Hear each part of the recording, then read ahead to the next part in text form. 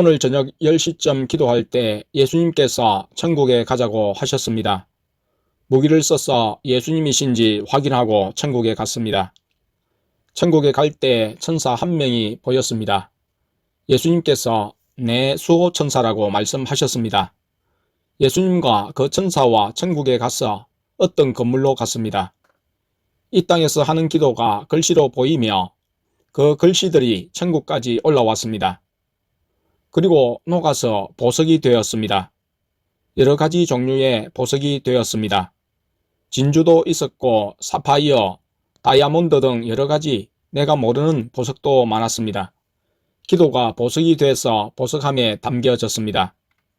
예수님께서 천사들을 시켜 내 보석함을 가져오게 하셔서 보여주셨습니다. 곁에는 꾸며지지 않은 평범한 보석함이었고 안을 열어보니 보석이 몇 개 있었습니다.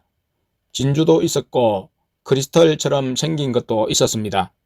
나는 다른 성도님들의 보석함도 궁금해서 예수님께 땡랑 사모님의 보석함을 보여달라고 했습니다.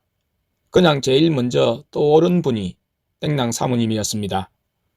예수님께서 아직 볼 권한이 없지만 땡랑 사모가 궁금해할 거니까 보여줄게 라고 말씀하셨습니다.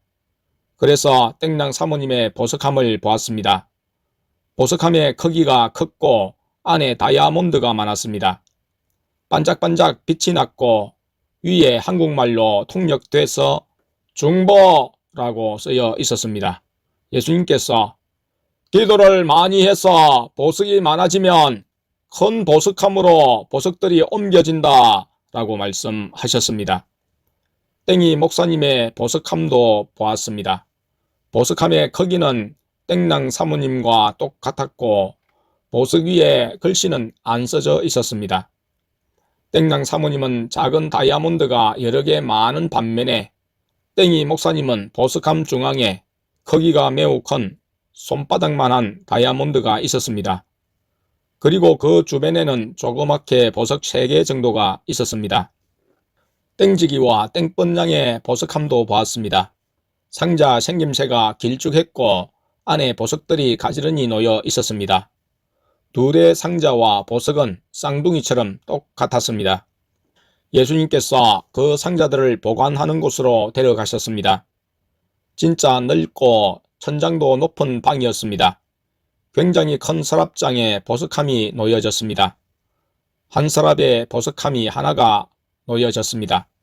그곳에는 서랍장을 포함해서 온통 다 금으로 돼 있었습니다. 그리고 천사들이 여러 명 일하고 있었습니다. 어떤 천사는 예수님께 인사드렸습니다. 예수님께 조원교회 성도님들의 보석함은 따로 분리돼서 보관되나요? 라고 여쭈자 예수님께서 아니, 여기에선 이름 순서대로 보관된다 라고 말씀하셨습니다. 그래서 서랍장 같은 곳의 윗부분을 보니 가나 다라라고 글씨가 보석으로 새겨져 있었습니다. 영어 순서로 된 서랍장은 또 방 어딘가에 따로 있는 것 같았습니다. 하지만 방이 너무 커서 다 돌아보지는 못했습니다. 어떤 천사가 서랍에서 보석함을 꺼내서 바닥에 보석을 다 떨어뜨렸습니다. 예수님께서 그걸 손으로 가리키시면서 성령의 사람이 타락해서 날 떠나면 그 보석함과 보석은 버려진다 라고 말씀하셨습니다. 천사가 보석함은 다른 곳에 버리려고 가지고 나갔습니다. 큰 창문이 있었고 그 밑에 피아노가 있었습니다. 예수님께서 피아노를 치셨습니다.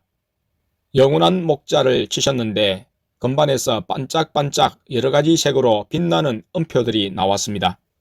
예수님의 연주를 듣고 교회로 다시 돌아왔습니다.